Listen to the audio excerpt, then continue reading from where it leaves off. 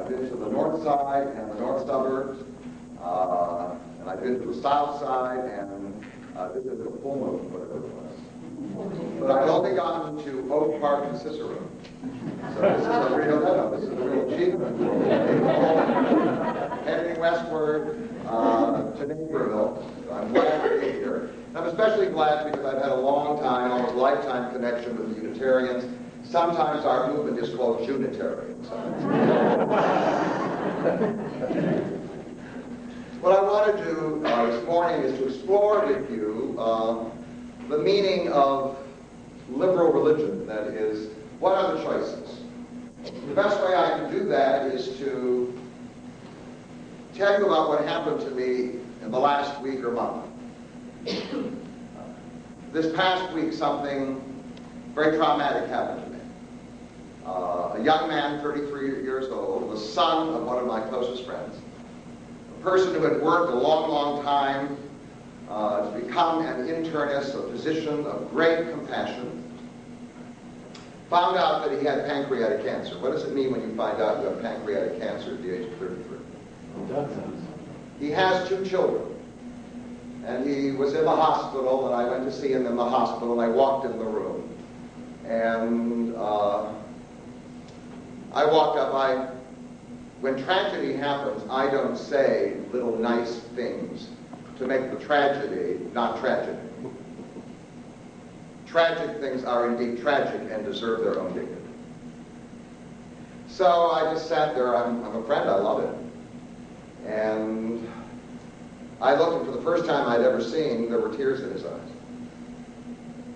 And out of his mouth came a question. It's the eternal question. The question from everywhere, whenever something goes wrong, it's, why? Why? I'm 33 years old. I'm happily married. I have my whole life ahead of me, my whole career ahead of me. Why?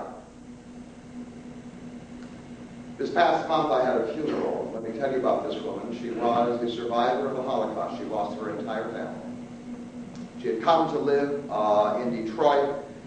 She was a school teacher, and then she became a social worker, and she was a very compassionate person, always giving her life to others. She never married, but she had a niece. One of her sisters had come to America before the war, and she had this niece, and this niece had not been married for a long, long time. And then in her mid-40s, she found somebody, and she was going to get married, and the most important person to have at her wedding, since her mother had died, was to have this aunt whom she adored. And so I spoke to my friend, and she was so excited about this wedding, and this past month, the day of the wedding, she got into her car, she backed out of her driveway, and some teenager came racing down the street, crashed into the car, and killed her on the most important day of her life. And it was my job to go and tell her niece why her aunt was not going to be there. And the only question that came out of the niece's mouth was right there from the very beginning was, why? Why? Why? I have hundreds of stories. If I go through this room, we could spend, most likely, a whole year listening to the stories that evoke the question, why? Now, why has a premise. The premise behind why is, well, there is a loving and just management of the universe, isn't there? And if there is, then why is the management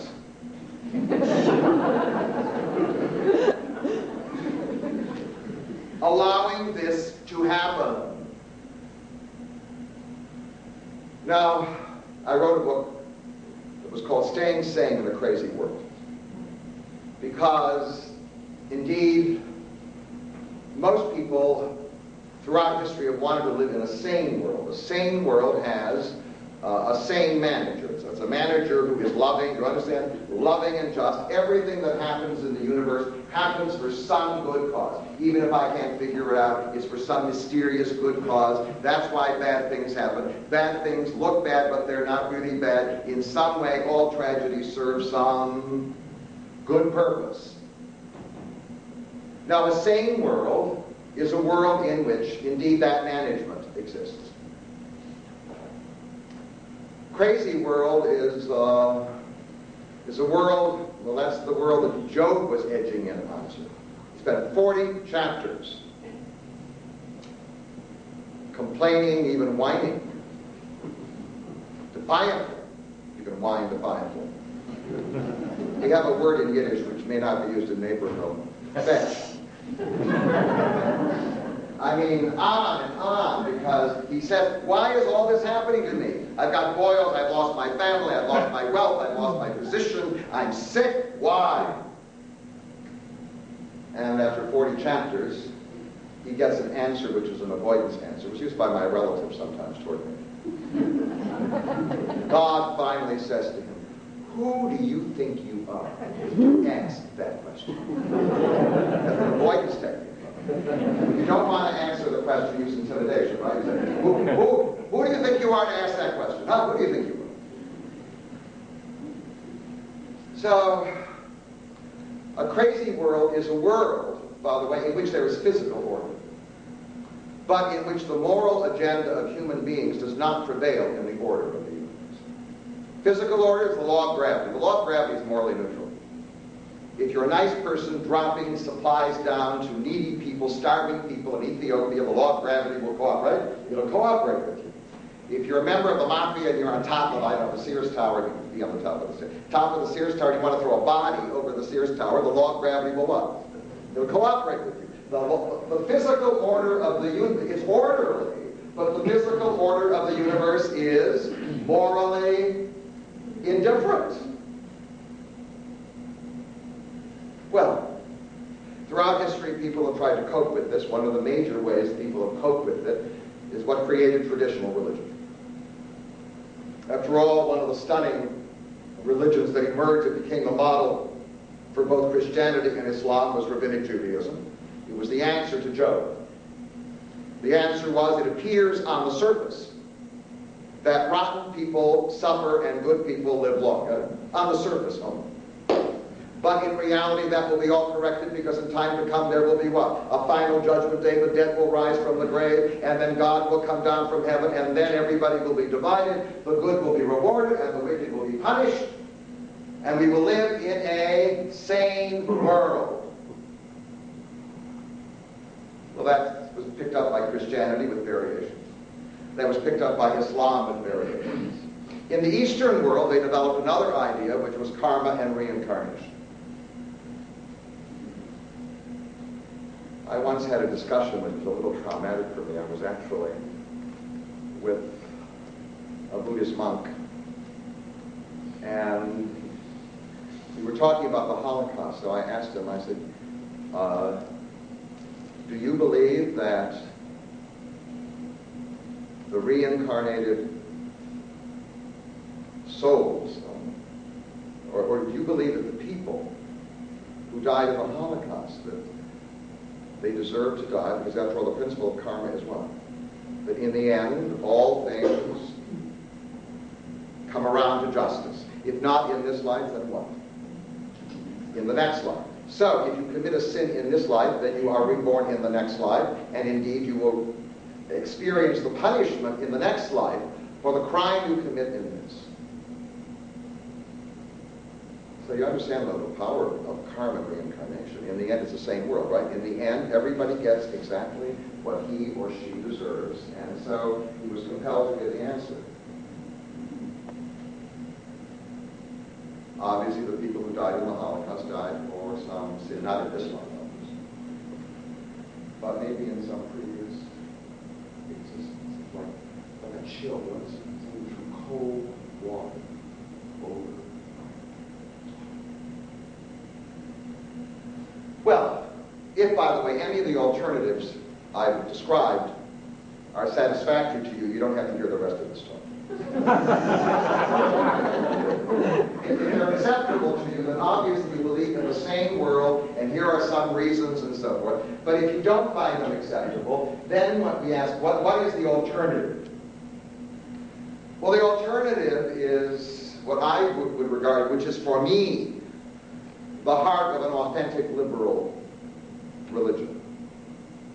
And that is what I call realism. The old name for realism was the life of reason, and the life of reason begins with the dismissal of the grand illusion. The grand illusion is that somehow or other, everything that happens in this world happens for the good.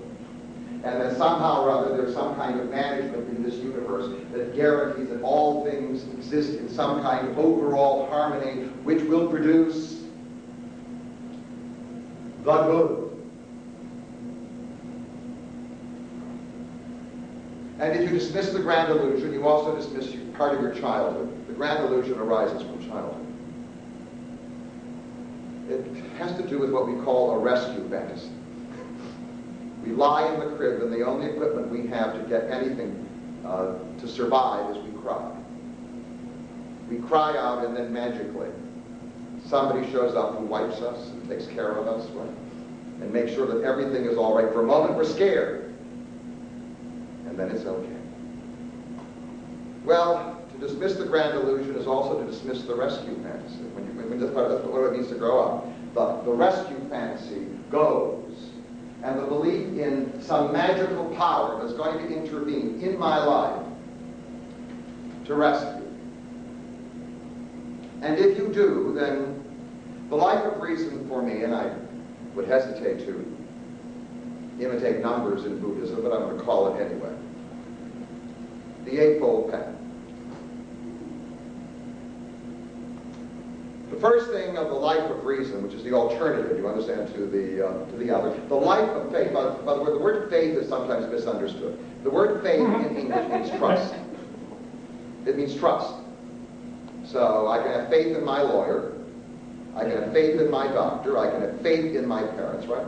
And in fact, you can have what's called a rational faith. You have the trust is based on experience. I mean, you've had certain experiences, on the basis of those experiences, you have faith. You use that word all the time.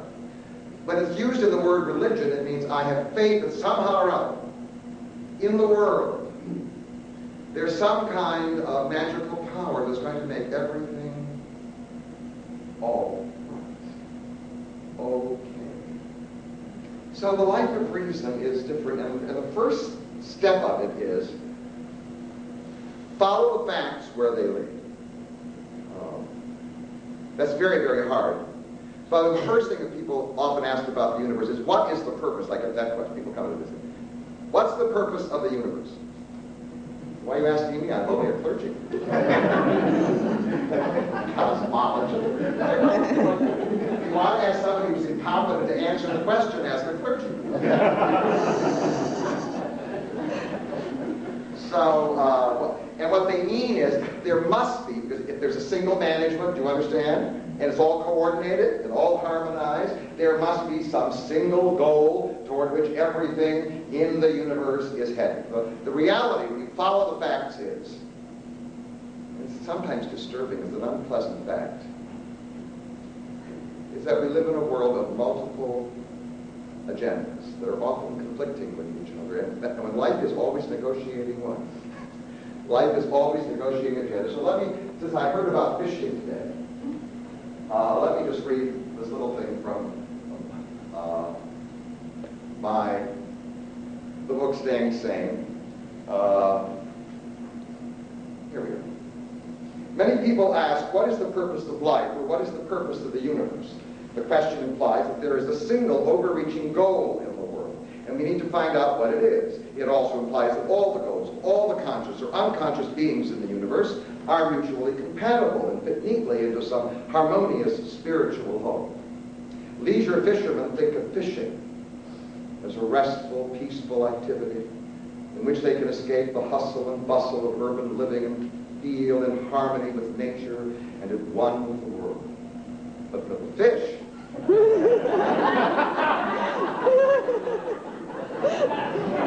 Fishing is never restful nor peaceful. If they get caught, they die after a painful struggle. Perhaps some fish psychologist can demonstrate that the fish derive great satisfaction and well-being from getting caught, killed, and eaten.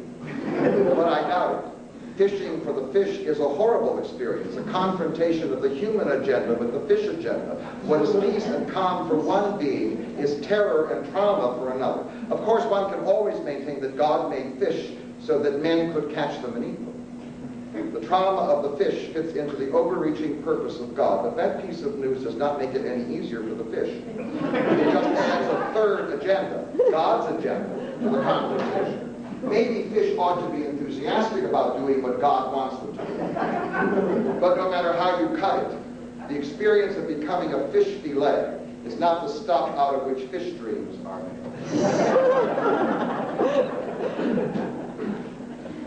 We live with all kinds of unpleasant facts. I mean, part of the problem with philosophies of life is that people want philosophies of life with statements they want to hear. When you live the life of reason, what you do is you face unpleasant facts. There are things called, I don't want to bring it up too much, aging.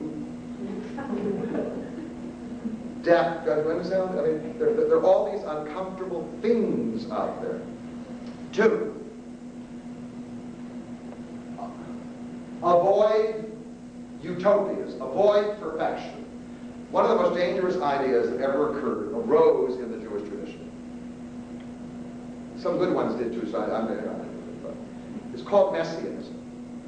Messianism is the belief, but ultimately got into Christianity and into Islam. The idea is that human beings are basically incapable of producing a perfect world, but God is capable of producing a perfect world. So after human beings have failed to do so, God will intervene, send his supernatural savior, if you will, and ultimately lions will lie down with lambs. And we will have a what? A perfect world. And in fact, that idea was picked up in a secular fashion to some degree by many of the people on both the left and the right. In Marxism, it came out to be what? The revolution. After the revolution, what's going to happen after the revolution? Everything's going to be perfect. Everybody will live happily ever after.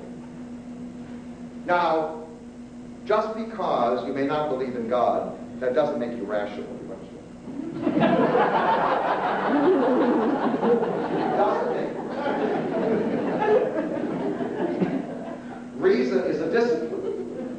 And the most dangerous thing is to assume that you can achieve a perfect world.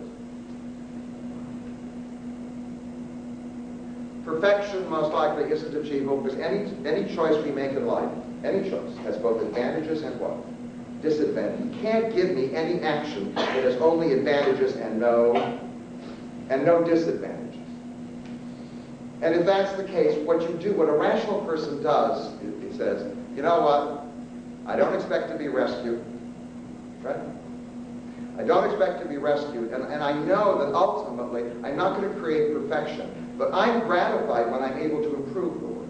Oh, that's different. Improvement is different from perfection. Improvement is rational. Perfection, and if you live in a relationship with a perfection to it, perfection is what? Perfection, the goal, is not rational. Improvement. You want improvement. And what we strive to do in life, even if we don't get everything, even if we only get 1/20th of what we would like, what? We continue to work at it because that's what you do.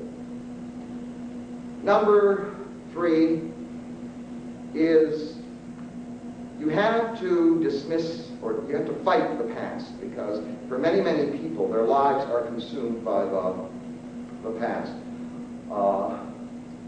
6 months ago, a friend of mine who was a professor at a university in the East had 2 lovely children.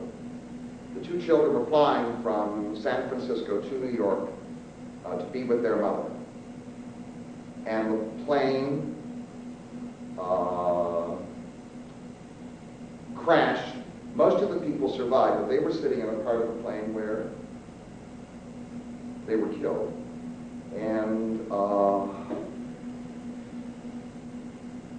I remember I called her, and I mean, the grief was overwhelming, but after about a month, she made a decision. I spoke to her. And the decision she made, which is rational, is I never ask why, because I don't believe the management is that good from the moral adjustment. I don't believe it's there, so I don't have to waste my time doing that. What I need to do is, I have two wonderful children whose lives were meaningful. And now they're gone. Now I can add a third life. You understand? To the sacrifice. That life could be my life. And I'm not going to do that because I have certain ideals and I want to pursue those ideals, and I'm a teacher and I'm going to go ahead with my life. And I want to tell you, what you could have done, and I've seen it happen over and over again, even with people who think they're rational, is they what? The rest of their life is destroyed in what could have been, what might have been, what might have been, what could have been, what could have been, what might have been. Should they have gotten on that thing? Should they have done it? The past is unchangeable. Even if it happened a split second ago, it's what? It's unchangeable. 4 in the Eightfold Path is take responsibility. If indeed there is no rescuer, then ultimately the responsibility for justice, and that was the reading by Kendall Gibbons, right?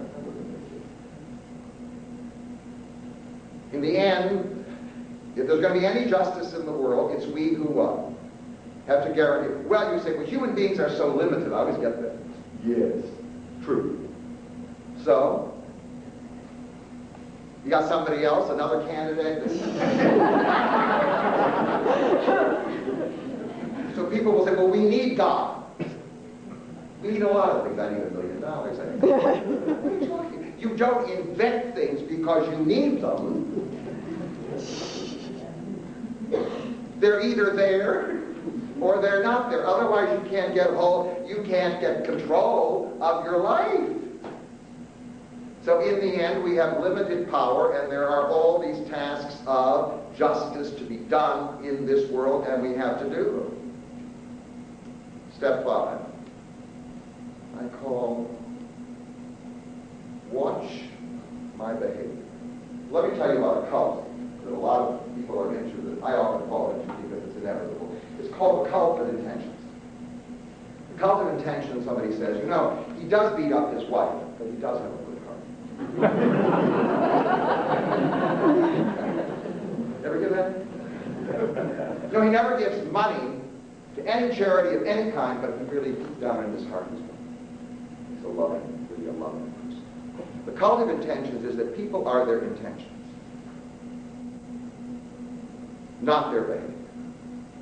I, by the way, am not that interested in intentions because I'm not sure that anybody really knows what his or her intentions are. They're conscious intentions, unconscious intentions, in the middle intentions. They're all mixed together. Well, how do you find out what your intentions are? If I want to find out what I am, I don't get interviewed and have somebody else, so what do you think about the world and how do you feel? I have somebody follow me around with a camera. I have to watch myself on a screen for a half hour and watch my behavior. You understand? That's who I am. That's who I am. My behavior. And in fact, what that means is, I had this man come into me. He said he wanted counseling. He didn't want counseling. He wanted me to tell him he was all right. So he said, you know, I love my kids so much, but they reject me. I said, will you tell me you love them? I watched your behavior over the last 6 years. You never spend any time with them. So what does love mean? Is love a feeling? Or is love a behavior? I mean, you may start with the feeling, but what? If the feeling never turns into a behavior, is it love? Is that love? Is that called, oh, my heart. The life of reason means that we certainly pay attention to our intentions. We all have wonderful intentions. The issue in life is whether you can discipline yourself, what? To turn your intentions into any kind of decent behavior. Well, the next step. That step is watch the consequences. Many people ask about ethics. How do we figure out what's ethical? People say, well, I listen to my conscience. Well, that's fine. It's a good way. It's kind of a shorthand message we had inside of us.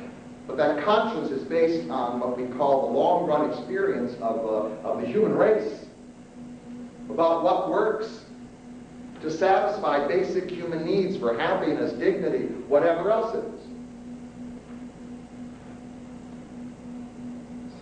I was talking about emotions once, and I'm talking about love, and this woman came up to me afterwards, after the lecture, and she said to me, you know, she said, I'm in this abusive relationship with this man, and he doesn't treat me well. He doesn't treat my child very well. So this was an interesting beginning for a conversation. And then she said, you know, the ultimate principle in life for me is love. And I love him. Did you hear that? Well, indeed, the ultimate principle is love, and I love him. And what? I must stay in the relationship. I love him. I said, well, I don't know the circumstances, whatever, but let me just say something to you. I said, for me, all behavior, all ethical choices are based on consequences. In the end, if your love leads to the destruction of yourself and your child, then there's something wrong with the love. With the love. I mean, you just can't throw out that word without talking about consequences. Reasonable people always do what? They always go, wait a minute. Don't throw out fancy words. Show me what's going to happen if I do this.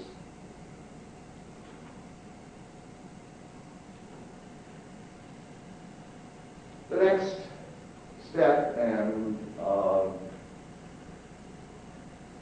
very important, is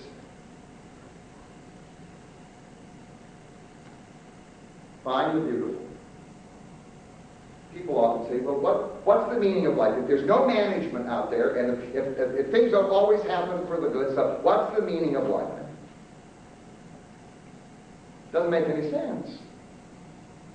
The reason why life has meaning is that many things happen in life that are tragic and ugly and terrible. Earthquakes happen and people are killed. Volcanoes erupt and what? People are killed. Diseases come. Scourges like AIDS and whatever they come. Are they beautiful? The answer is, from the human agenda, no. But the reason why we go on living is because sometimes, even in Chicago, the sun comes out. The sun comes out and the sky is blue. Do you understand? There's sunrises and sunsets. Babies are born. Friendships are made. Communities are created. Do you understand? All of us. And those things are the beauty of life. What is a reasonable, a naturalistic, a humanistic spirituality? It's not to dream about magical powers to rescue you. It's to what? It's to be able to see the things that are beautiful in your life. Well, in the here and now. I hear them. I heard them in the testimony. And hear them. And sometimes they're fragile, and sometimes we're afraid they'll go away. And most beautiful things are not eternal. That's why they're precious. And last,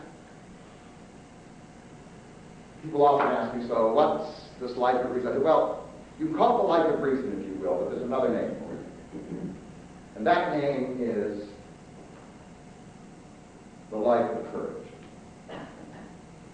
If indeed we live in a crazy world. By crazy, I don't mean there's no physical order. There's what? There's no moral management. If indeed we live in that kind of a world, then the only way you can survive in that world is to be courageous. Because basically it's an act of defiance is to say, You don't arrange for justice, I will. You don't arrange for life for my loved ones, what? I will work hard to do so. You arrange to scare me? I'll find the skills to what? I've heard about that. To make you live. It's called a life of courage. And to live a life of courage is to live a life of reason. And for me, that is the basic message of an authentic, liberal religion. And I want to conclude with a second quote at the very end of the book. So, it's not a murder mystery, so I'm not giving it away.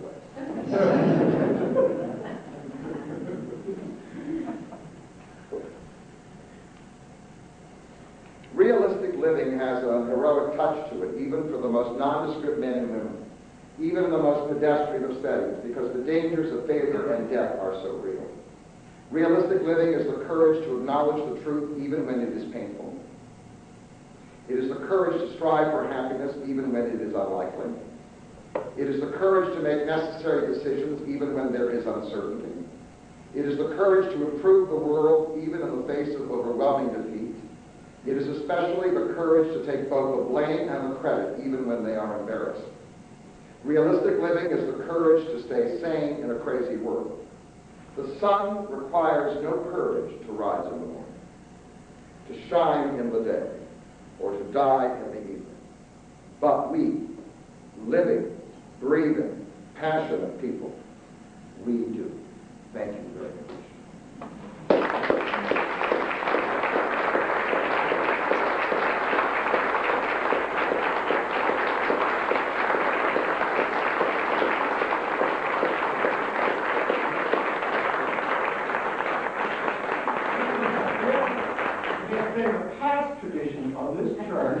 The speaker does not have the last word. And so in that spirit, we'll allow some questions and comments. When you posed the rhetorical question about the lions and the lambs, the first thing that popped into my head is that we would have vegetarian lions. That's right. That's the world they imagined, right? That was all part of it. Yes.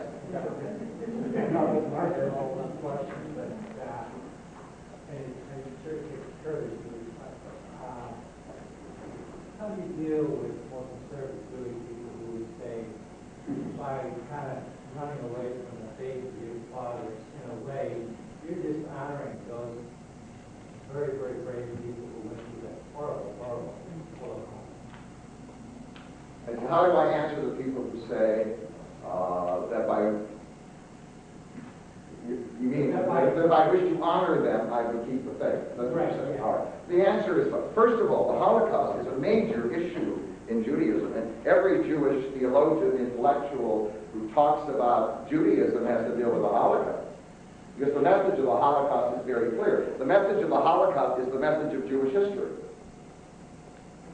With friends like God, who needs enemies?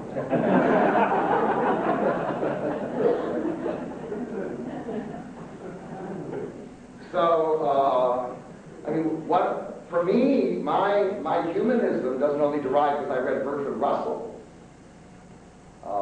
My humanism derives from what I feel in my gut as a Jew. And the members of our movement are people who feel intensely Jewish, but also who feel that the meaning of Jewish history is dramatized by what happened in the Holocaust. And the other thing, which I think is very important to realize, is the people who died in the Holocaust weren't all Orthodox Jews. We forget that. Already in Poland and Russia and Romania and Hungary, by 1941, somewhere close to 65% of all the Jews had departed from Orthodoxy. They were secular Jews. They were involved in radical movements, whatever else it was. They were not what we call traditional. The people who led the Warsaw Ghetto resistance were secular Jews who said, what's happening is unjust. And even though we die, we will what? We will offer our resistance. Because if you believe in a sane world, then what you get is the answer given by the former Minister of Interior of the State of Israel, an ultra-Orthodox Jew, whose name was Peretz. When asked why all the Jews perished in the Holocaust, he said, because they had betrayed the faith. All the children. The most horrible, when I heard it, by the way, I wanted to fly to Israel and strangle him. I didn't want to get my hands around his neck. So, on the contrary, the Holocaust confirms in some what I call the life of reason. We've had it with promises. It's no fun being the chosen people. Tevye says that in Hitler on the Roof. To God, would you mind choosing somebody else? Yes. We just had a minister who felt very strongly about the use of God language. He had a guest speaker, a liberal rabbi, who said he believed it. And here we are, we're in the DuPage Unitarian Universalist Church. We're not in a society or a fellowship. What are your thoughts about the place for God language in liberal religion? All right. My response is that there's something called the ethics of words. Ordinary words have ordinary meanings. And ichthyologist, for instance, is an extraordinary word. So there's 6 people who use it in the world. If 6 people get together and decide to change the meaning of the word, they can what? They can, can't they? Together, and they go to all the dictionaries, they change the whole thing, finish it. So the ethics there is very clear.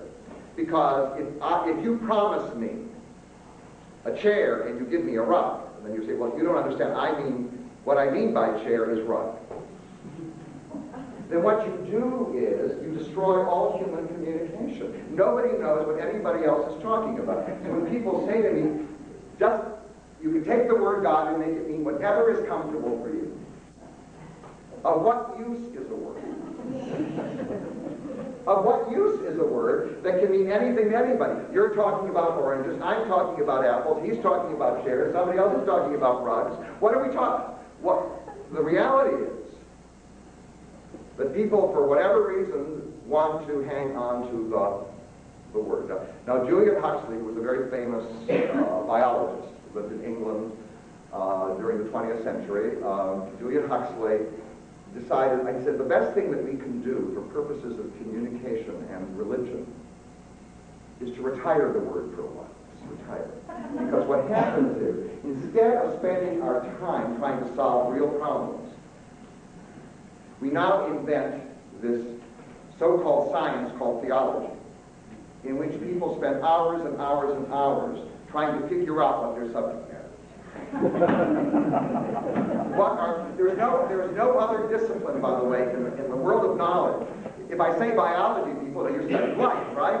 If I say geology, people know you're studying the earth. If I say theology, before you can even figure out what to study, you have to figure, what is it? And so my attitude is,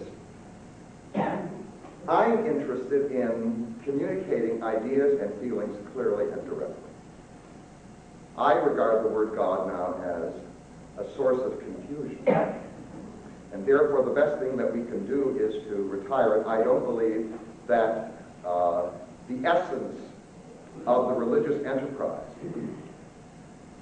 is the worship of God. The essence of the religious enterprise for me is the production and creation of an ethical life. So, and for that you do not need the word, because somebody says, well, God is love. And I say, well, if God is love, why not just say love? I know what love is. Love, right? God is nature. Well, just say nature. We all know what nature is. If you want to make it a capital N, make it a capital N. Let's make our communication clear. Yes. You stress this theme that you don't invent things because you need them, meaning you don't invent illusions or, complicated stories to explain something when it's really explaining nothing. But on the other hand, being a responsible person, we do invent things because we need them, because it will help to create improvement and solve our problems. All right. How do we help our society know the difference? Well, the difference is between things that need to exist and things that do exist. So if I'm describing what exists, then I try to be responsible. I don't say things exist that I simply mean that don't exist. But let's say we're talking about a cure for cancer, right? Does it exist in the full sense? The answer is no. Should it exist? Should we strive to make it, create it? The answer is what? Yes. So you distinguish between what is and what ought to be. Now, obviously, what ought to be is part of dreams, right? And that's what life is. Life is, in order to create what ought to be, you have to be in touch with what is. Because if you're not in touch with what is, you'll never be able to make what you want. So that's the balancing act always. Of course, we're always into creating what ought to be. Yes? Similar to Stephanie's question, I have two statements when I get the question. I'm a wimpy vegetarian. I'm a deep animal. So I'm kind of in the middle. I'm a wimpy humanist. I'm always a humanist until trauma happens. And suddenly I have a conversion. And the reason is it's similar to what happened in Castaway. I don't know if you saw the movie with Tom Hanks. He's on the island. I missed it. I heard it was very good. Well, I'll give you the point. Okay. He's on the island trying to find himself, and he takes the wool from the beach ball and makes it special, right, to get through the swamp. Okay, and he gets them through. Okay, that's how he survives. When I'm in the middle of a crisis, boy, I really need a God or some higher management to be called to get me through that. Give me that hope to get that clutch to get through. Why is that a bad thing? I have not said that it's a bad thing. You've condemned it already. You called it a crutch. You called it a crutch. Now, to build the foundation of my philosophy of life on a crutch, I mean, it came out of your mouth. It did not come out of mine. What about the people in all that?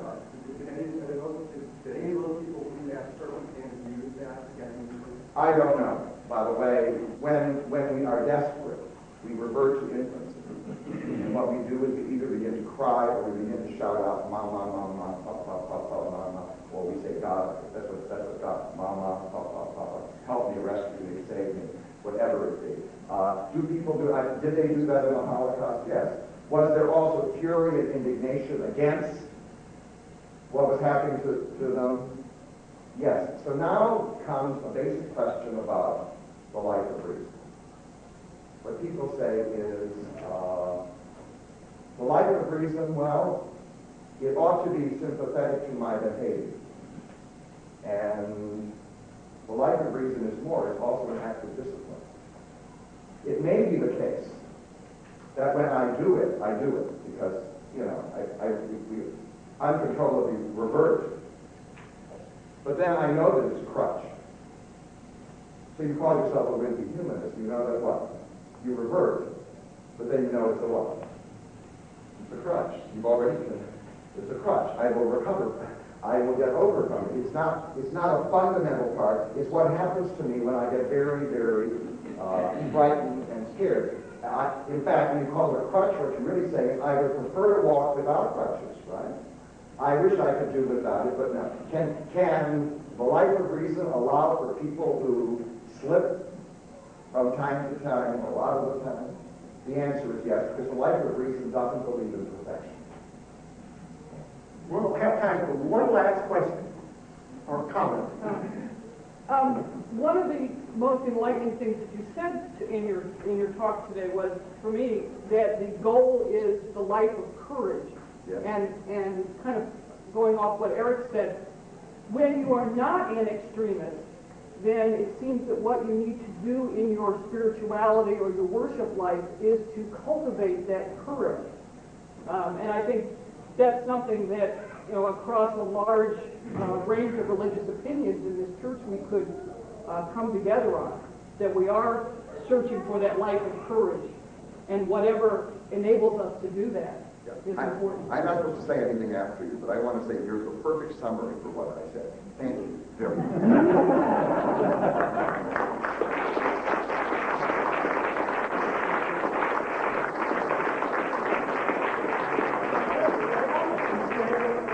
Still shall witness him 139.